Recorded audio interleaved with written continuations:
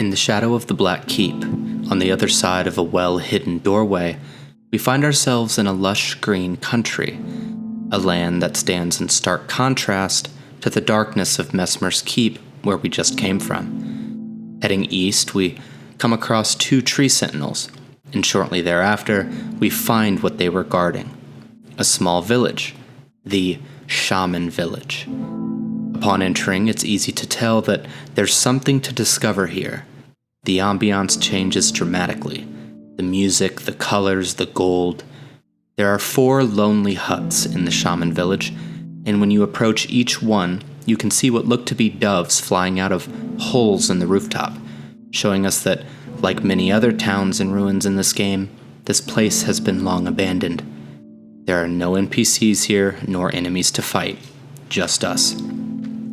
There are only 2 items in this location. One we find as we approach the small golden tree in the front section of the village, an incantation, minor Erdtree. The description of this incantation reads as follows: Secret incantation of Queen Marika, only the kindness of gold, without order. Creates a small, illusory Erdtree that continuously restores the HP of nearby allies. Marika bathed the village of her home in gold, knowing full well that there was no one to heal. As we move up the hill through the village, past the lonely huts, we come across a dead tree, and inside the tree what appears to be a statue of Marika. But the statue itself is the same consistency as the tree, almost as if it's part of the tree and the tree has grown around it. In front of the statue is the golden braid, the last item this area has to offer, and it reads as follows: A braid of golden hair cut loose, Queen Marika's offering to the grandmother, boosts holy damage negation by the utmost. What was her prayer, her wish, her confession? There is no one left to answer, and Marika never returned home again. This place, this village, was Marika's home. This is where she lived when she first set foot in the lands between. It isn't known whether she was born here or whether she came here with her people. On the Bandai Namco website, in a brief description of the DLC, the Land of Shadow is described as, quote, a place obscured by the Erdtree where the goddess Marika first set foot. It's of little consequence, but I do imagine this as her childhood home, but that's just me. See, From Software rarely gives me what I want. They give me what I need. I remember back during the days of Dark Souls 3, it was heavily speculated among members of the community that we would be getting a Hollows of Londor-based DLC. A lot of people, including myself, were so sure of this theory, but it didn't happen. And sure enough, we got a perfect bookend to that series, and it was all well and good. So when I thought there would be a whole litany of lore surrounding the Glow-Eyed Queen and the Elden Ring DLC, I shouldn't have been surprised when it didn't happen. But we get stuff like this, and it's exactly what I needed. This area of the game was so impactful. The music, the ambiance, I couldn't leave. I remember climbing off Torrent and just slowly walking around taking it all in. The Shadow of the Erdtree DLC contains a lot of information when it comes to Marika's past, and the trials her people experienced here before she was a god. Join me as I take a closer look into Marika's past, the past of her people, her motivations, and her ambitions.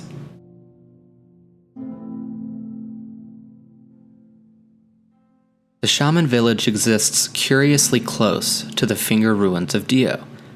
Throughout the DLC, we learn a lot about the lore of the Fingers, most of which can be discovered through following Count Ymir's questline. We learn quite a bit about the Fingers throughout the base game as well, including but not limited to the fact that the Fingers would supposedly relay messages from the Greater Will through their wriggling and movement. The Finger Reader Crones would translate these messages to whom it may concern, including the Tarnished as they began to return to the lands between. It also seemed as if the royal family was guided by the Fingers as well. We know Ranni had her own set of 2 fingers, who she went to great lengths to dispatch, and upon felling a demigod, their great runes can be brought to a particular set of 2 fingers to restore their power. So it seems as if all of Marika's children were guided by the two fingers in some way. However, throughout Count Ymir's questline, we learn the truth of this supposed guidance from the Greater Will.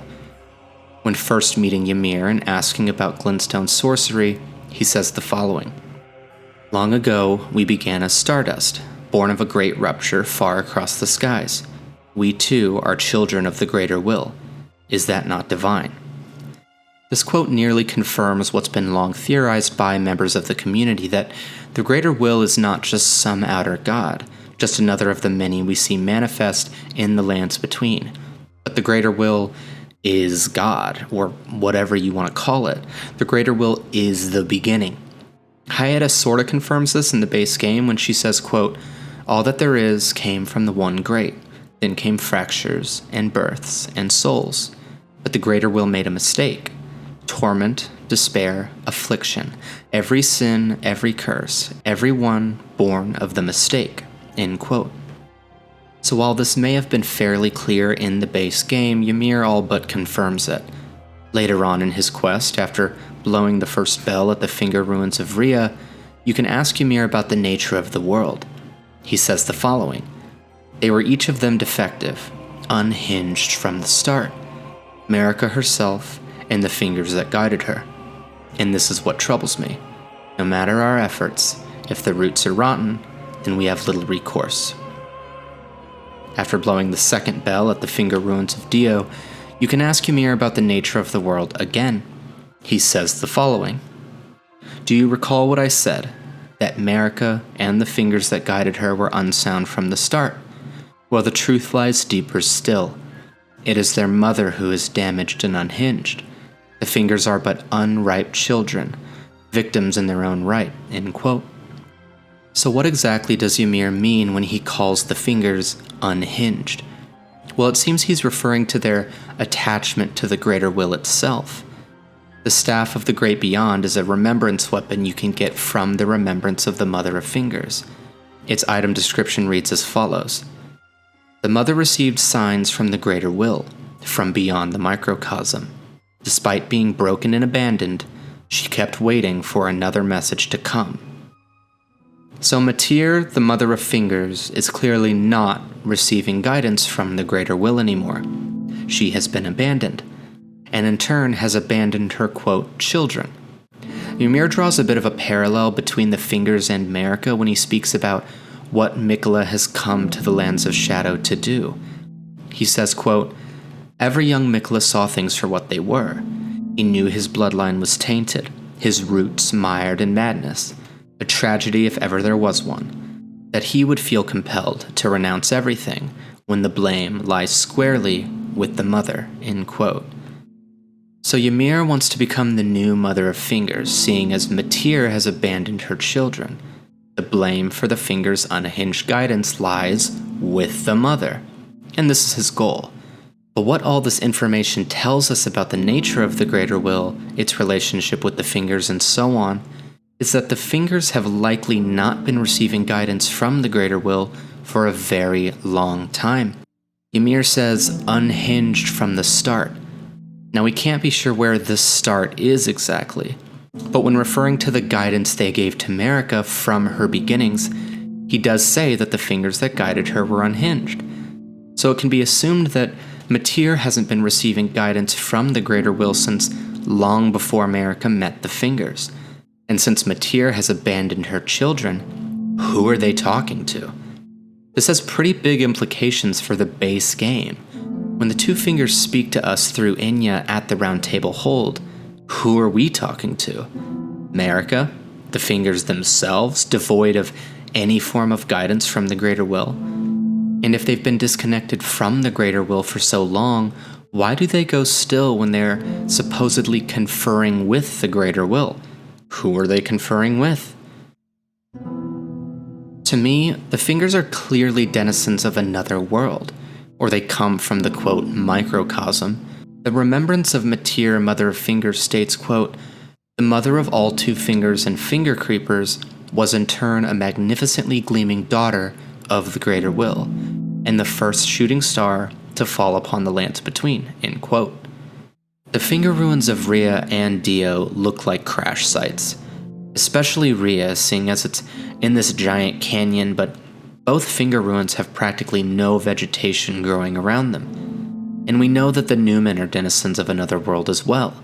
The character creation screen for the Newmen states, "The face of the Newmen, supposed descendants of denizens of another world, long-lived but seldom born." And circling way back, the finger ruins of Dio are curiously close to the Shaman Village. And while the Horn Scent and those that existed during the Age of the Crucible viewed aspects of the Crucible as well as the Crucible itself as divine, Marika's people may have had their own views on what was divine. Perhaps the fingers. And the fingers guided Marika. They guided her to do what she did. The seduction, the betrayal, her ascension to godhood.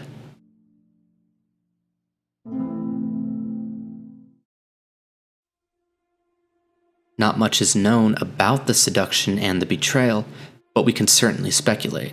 In the Shadow of the Erdtree story trailer, Needle Knight Leda narrates the following. Mikula the Kind spoke of the beginning, the seduction and the betrayal, an affair from which gold arose, and so too was Shadow born. We see Marika at the gates of divinity, mountains of corpses. This is her ascension to godhood, and a glimpse of the brutality it took to get there. We know that Marika at one time was an Empyrean. The Remembrance of the Black Blade states, quote, Malekith was a shadow-bound beast given to his Empyrean. Marika's sole need of her shadow was a vessel to lock away destined death. Even then, she betrayed him, end quote. Like Ranni, Mikula, and Malenia, Marika was at one time an Empyrean, a candidate to succeed the god of the current age and become the new god of the coming age. We don't know who the god was at the time of Marika's ascension.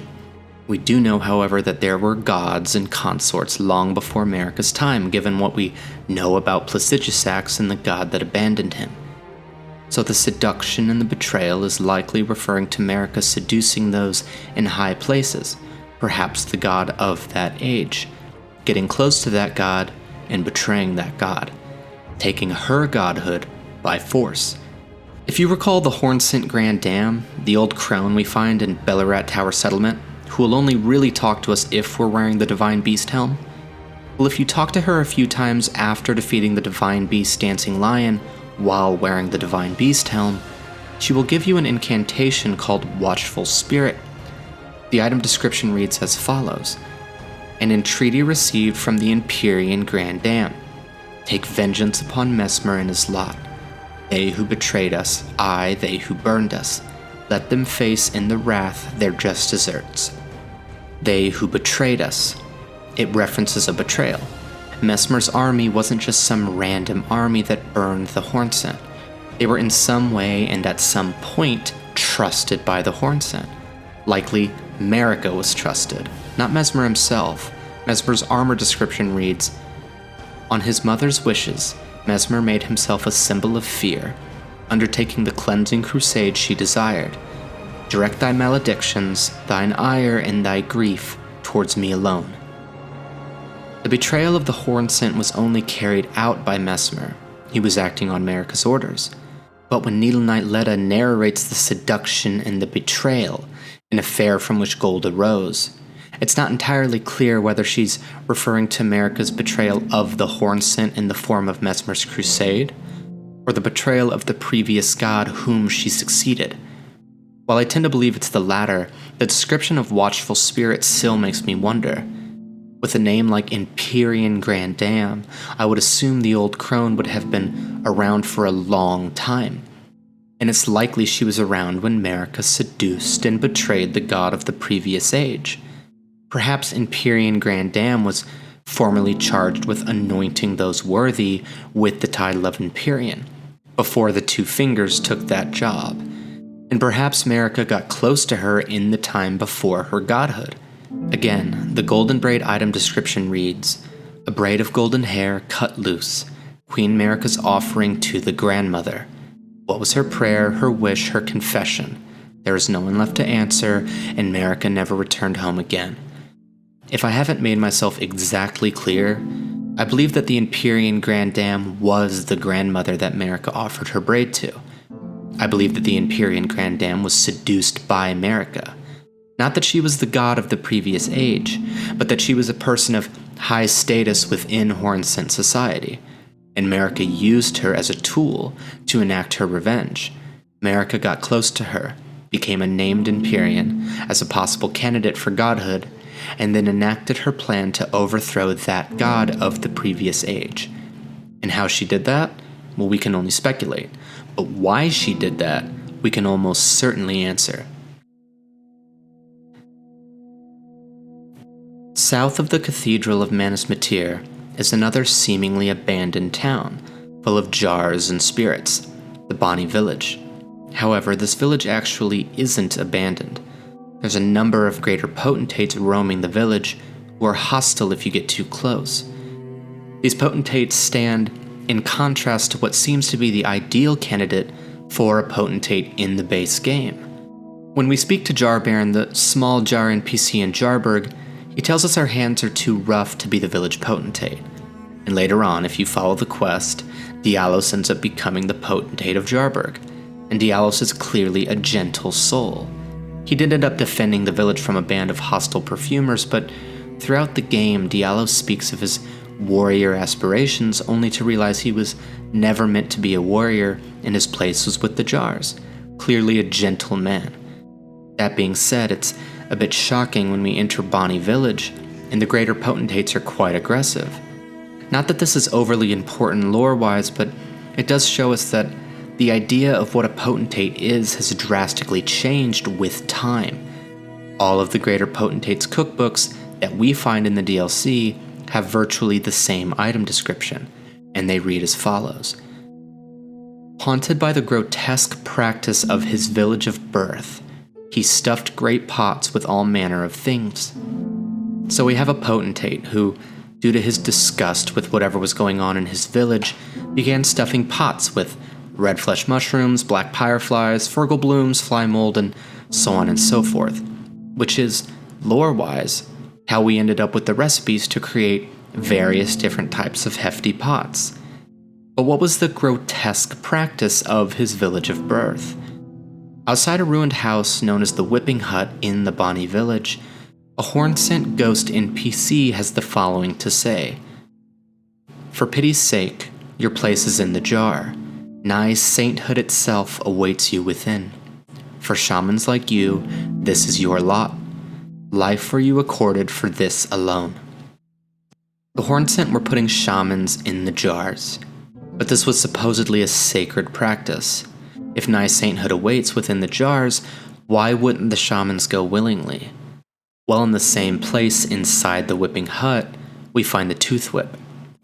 Its description reads as follows.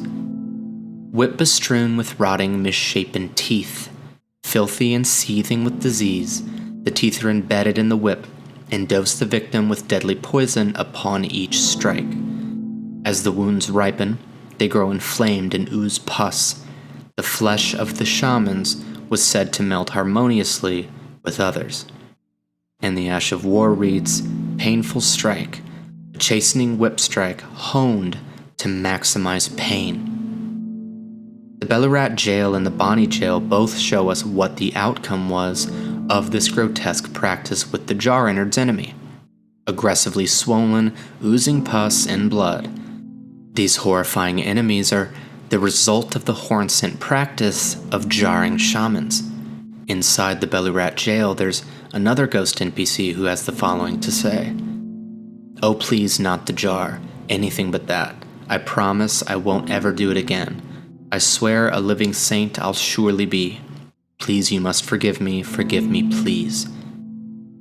Those who were doomed to go inside the jar clearly didn't want to. This was not a voluntary practice of achieving supposed nigh sainthood. It was a torturous hell.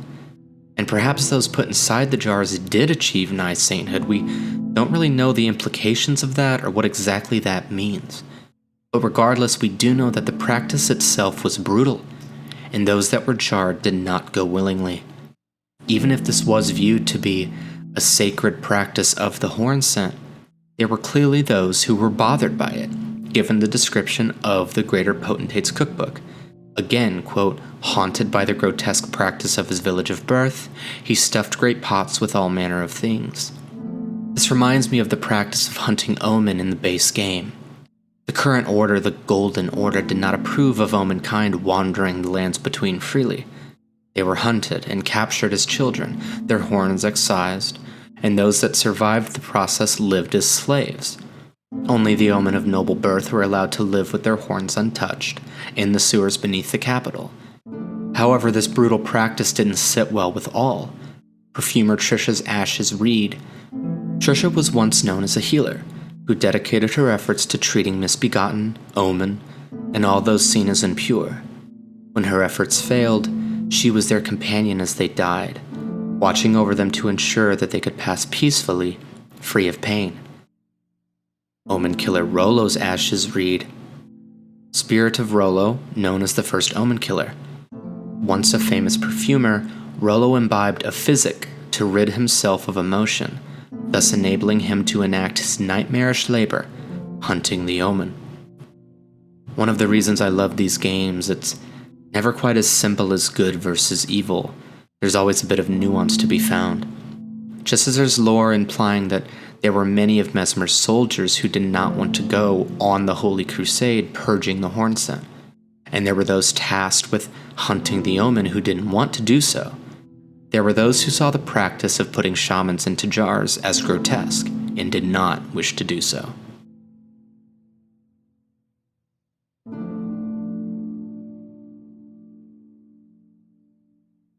So as the Toothwhip description states, the flesh of the shamans was said to meld harmoniously with others. And as the ghost at the whipping hut states, for shamans like you, this is your lot, life are you accorded for this alone. It's implied that the shamans were the ones going into jars. That's not to say only shamans went into jars, but we at least know that shamans were put through the brutal process of being jarred. And given we know now where Marika came from, and that she was likely a shaman, these were her people who were suffering this brutal fate. But the wording, the flesh of the shamans was said to meld harmoniously with others, I believe this adds a little more insight to the Marika-Ratigan debate. Whether Marika was always Ratigan, whether they became one at the time of her ascension to Godhood, or whether they were two completely separate beings that melded together later on around the time of the Liurnian Wars. I don't exactly wish to weigh in on this, given that I simply don't know. Mesmer seems to be the firstborn child of Marika, and he does have red hair, but this particular item description does make me question what I previously believed about Marika and Ratigan. However, I didn't feel right talking about the Toothwhip without bringing this up. But back to the scope of this video, the item description for the Newman's Rune reads the following. The Newmen are said to have come from outside the lands between, and are in fact of the same stock as Queen Marika herself. When speaking to Rajier in the base game about the Knight of the Black Knives, at one point he states, They say the assassins who carried out the deed were scions of the Eternal City, a group entirely of women, arrayed in armor of silver under cloaks which fooled the eye. And one more, the Black Knife armor description reads, The assassins that carried out the deeds of the Knight of the Black Knives were all women, and rumored to be Newmen, who had close ties with Marika herself. So with these two item descriptions along with Rajier's dialogue, I am simply attempting to show that the Newman, the Shaman, and the Nox are likely all different names for the same group of people. It's possible that the Nightfolk are descendants of the Newman/Nox, but I do not believe that the Nightfolk are the same as the Nox, given that they have very different character designs. Perhaps the Nightfolk have been underground for so long and have perhaps mixed with the Silver Tears to become something new. There's plenty of further evidence to support this line of thought, but it's outside the scope of this video. Smotown has a great video on this exact subject titled The Nox in the Eternal Cities.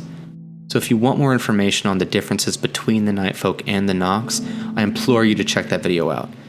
But for all intents and purposes here, the Nox, the Newman, and the Shaman are all likely the same group of people who have just gone by different names over the ages, especially when you look at the nature of Nox culture, now along with this new information that the flesh of the shamans melds harmoniously with others. The Nox are people who are skilled in alchemy. The Nox flowing hammer and the Nox flowing sword both read, "Forged from the liquid metal of a silver tear, it is thoroughly tempered until hardened." And when venturing through the eternal cities, we see many silver tears that seem to fight alongside the Nox, some of which can assume the shape of people when fighting us. The ever so popular Mimic Tear Ash's item description reads as follows. Mimic Tears are the result of an attempt by the Eternal City to forge a lord. There's a cut questline involving a silver tear by the name of Asimi. Credit to creator Nulren for recreating this quest. Originally, to earn the Mimic Tear Ash summons, you would have had to complete her questline. Many of you watching this are probably already aware of this quest, but for completion's sake, I'll run over it quickly. The Tarnished would allow Asimi to live inside their body, and after reaching the Eternal Cities, Asimi would ask you to find a chalice, the supposed cradle of her kind. She asks you to find the chalice and drink it dry. She states that upon drinking from the chalice, it would allow us, referring to the Tarnished and Asimi, to become a perfect whole. However, upon drinking the chalice, Asimi becomes a perfect copy of you and runs off. When you find her, she states that she had wished not to be found, and if you hadn't found her, you both could have become lords. You, the Elden Lord, and her, Sovereign Eternal. She becomes hostile, and upon beating her, you would have gotten the Mimic Tear summons. Now obviously this is cut content, so it should all be taken with a grain of salt. But all of this to say that it seems the Nox or the Numen were a society of people who used alchemy in all manner of ways to create weapons, attempts to create a Lord of Night, and a number of their alchemical creations could meld harmoniously with others. It's no surprise then to learn that the nature of the Numen themselves was that of a species who had the ability to meld with others and create something new. And it's for this seemingly inherent ability that the Hornsent set their sights on using the shaman, for this ability to meld with others and be placed in the jar. It's not exactly pertinent to the scope of this video that I relay this information, but I find it interesting that during the base game we learn quite clearly that the Nox used alchemy in all manner of ways in various attempts to achieve their goals, only to learn in the DLC that the Nox themselves were a people who were almost alchemical in nature, quite alien, and they used this knowledge, this ability in various attempts to forge a Lord of Night, long after they were formerly used by the Hornsent as innards for the jars.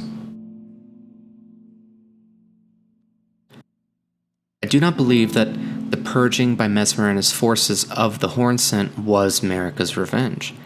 I have a few reasons for believing this. Remembrance of the Impaler reads, a malevolent snake writhed within Mesmer, and so his very mother plucked out his eye and put in its place a seal of grace. Yet having done so, her fear compelled her to secret her child away within the realm of shadow, hidden away, keeping company with the original sin, and a hatred that would not be confined. Mesmer's armor description reads, on his mother's wishes, Mesmer made himself a symbol of fear, undertaking the cleansing crusade she desired. Direct thy maledictions, thine ire, and thy grief toward me alone.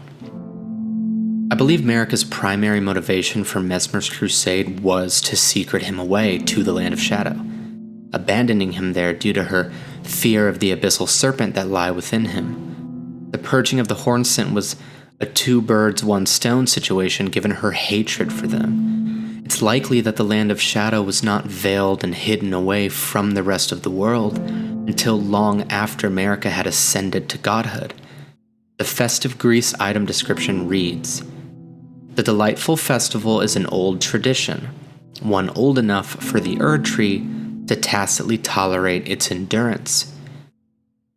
This implies that after Marika's ascension to Godhood and the age of the Erdtree had began, the Hornsent still existed in their world, and those of the Erdtree allowed them to continue with some of their traditions.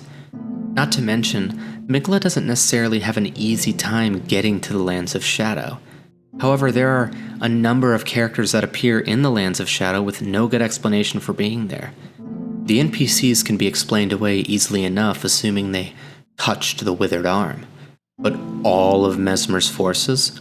His forces went there to purge the lands of all who had been stripped from grace.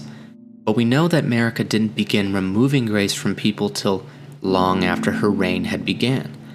Godfrey was said to be the first of the tarnished, and Mesmer and his forces are obviously aware of what a tarnished is. The Crucible Hammerhelm dropped by Crucible Knight Devonia in the ruins of Ra reads, "It is said Devonia quested in search of the Crucible's origin, and departed from the lands of the Erdtree alone." This implies that Crucible Knight Devonia traveled here, was simply able to just come here given the Lands of Shadow had likely not been hidden away yet. Needle Knight Letta narrates in the story trailer, quote, "An affair from which gold arose, and so too Shadow was born." But this doesn't necessarily mean that the veil was put in place upon the moment of Marika's ascension, but that Shadow was born. The Shadow Tree was born alongside the Erdtree, a place where all manner of death wash up. All of this aside, the Festive Grease item description speaking about the Hornsent traditions being allowed to continue by the Erdtree is enough for me to assume the veil, Marika's veil, was not immediately put in place upon her ascension to godhood. However, wherever you fall in this debate, what I simply wish to convey is that I don't believe Mesmer's crusade was Marika's revenge. The long-dead corpses surrounding the Gate of Divinity are those of the Hornsent. In the story trailer, as we see Marika approach the Gate of Divinity, we are bearing witness to Marika's revenge, the revenge for her people and what was done to them. This was the original sin that she wished to hide away along with her son under her veil. I speculate that the seduction and the betrayal narrated by Needle Knight Letta in the story trailer was a seduction by Marika of the god of the previous age, who, in being named Empyrean, she managed to get close to, and enact said revenge. The minor Erdtree incantation reads, "Marika bathed the village of her home in gold, knowing full well that there was no one left to heal. Everyone was gone, everyone she loved, and she bathed her home village in gold anyways before never returning there again. And she created a world where she would never have to bear witness to another loved one's death again, a world without death." Quote, "Marika's sole need of her shadow was a vessel to lock away destined death. She would never have to bear witness to one of her children dying, and so when one inevitably did, it pushed her to the brink. It's possible due to Marika's longevity, the fact that she's a shaman/Newman alien in nature, that a world without death and the consequences of what that might look like were lost on her. Perhaps they weren't lost on her and she simply didn't care. This would be the world she created after witnessing everyone she loved be tortured and put into jars. There's obviously no justification for the genocide perpetrated by Marika, but to finally have some semblance of an understanding of her motivations, something that was so difficult for me to grasp in the base game, it's quite satisfying. A world without death, created by a god who didn't want to witness another one of her loved ones die. If you like this video, please hit the like button and subscribe if you're into this sort of content. I'm new to these types of videos, so please leave your comments below and tell me what you think. Debates and discussions on the lore of these games is probably my favorite part of these games, so again, please leave your thoughts below. Thanks for watching.